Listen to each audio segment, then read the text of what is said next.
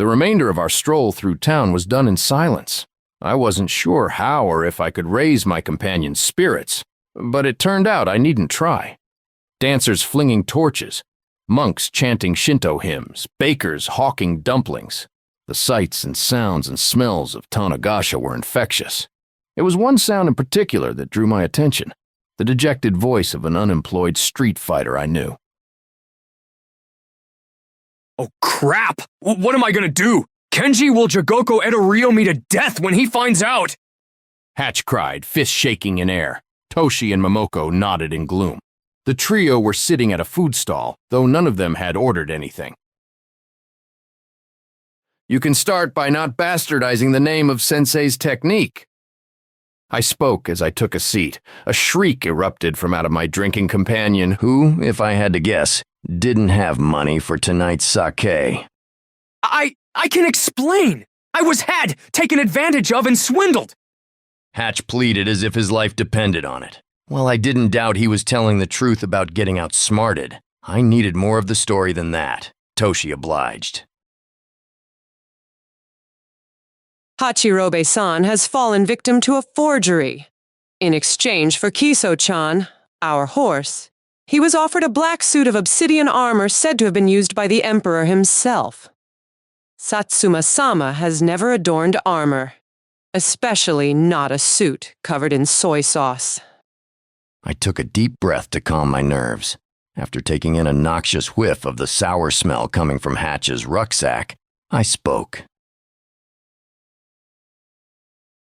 Obsidian is brittle, sharp and heavy, about the opposite of what you look for in protection. Great for arrowheads and spear points, maybe. While armor was far from my area of expertise, being weighed down by volcanic glass was suicide on the battlefield.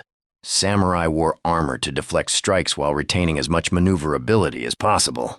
I thought everyone knew that. Hatch's shoulders slumped. He said it was blessed by the fires of Mount Yoshinori, too.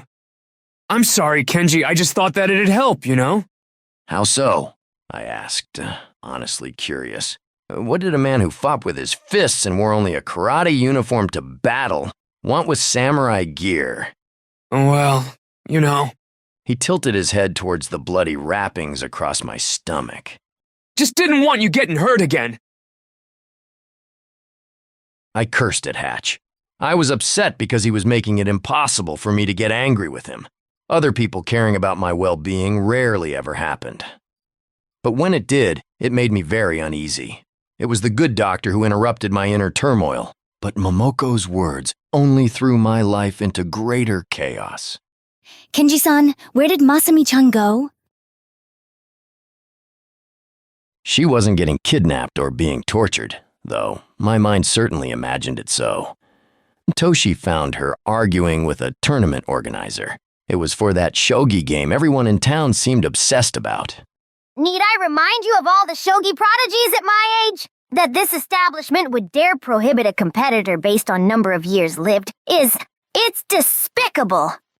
While I was biased towards my tiny shugenja, I was sympathetic for the man just doing his job. Look here, I don't make the rules, girl. You're too young to play. I strolled in and pretended to be a responsible adult. I'm not sure what the issue is. Are you that afraid of losing to a child? The organizer sputtered his response behind an oversized mustache.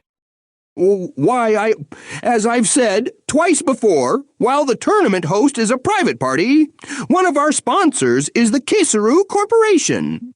As the premier retailer for tobacco pipes, having an underaged youngster involved would be poor for their image. This was ridiculous. The horrors of Hyuga included extreme poverty, rampant disease and banditry, slave trafficking and perversions of every kind. Yet this guy was trying to tell me that there was an age restriction for smoking. Very well. Kenji will play in my place. Have Toshi do it instead. I'm sure she can play. Not that I made it a habit to unload chores off on Toshi or anything. The kunoichi was simply a better fit. She was more logical and experienced with time-wasters like this one. She could also read, which was apparently a requirement for living in Tonogasha these days. Masami piped up in a cheerful tone. I am sure she can as well. But you are the one I choose. I have a plan that pairs my intellect with your, Tenacity. I twisted my neck to let out a crack. What had I to fear in a game when I routinely played with death? I don't intend to lose, though I need to know why you want me to do this.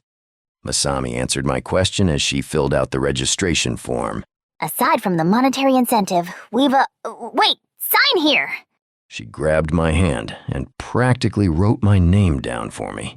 I sneered at the sight of the characters on paper. It just didn't feel right. Stupid as it sounded, it felt as if a piece of myself had just left my body.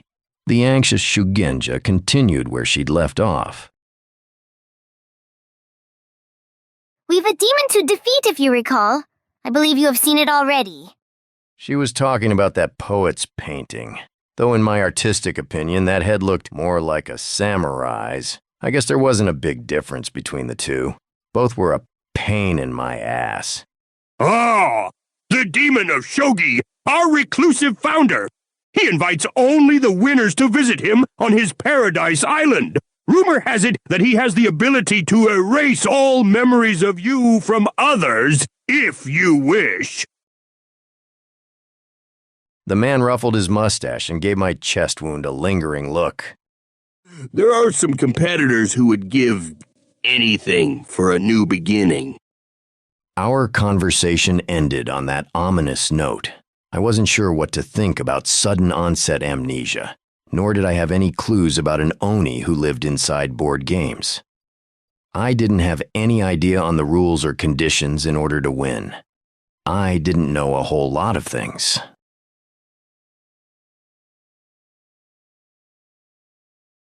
But I did know that it had been a long time since I'd seen the kid in such a good mood.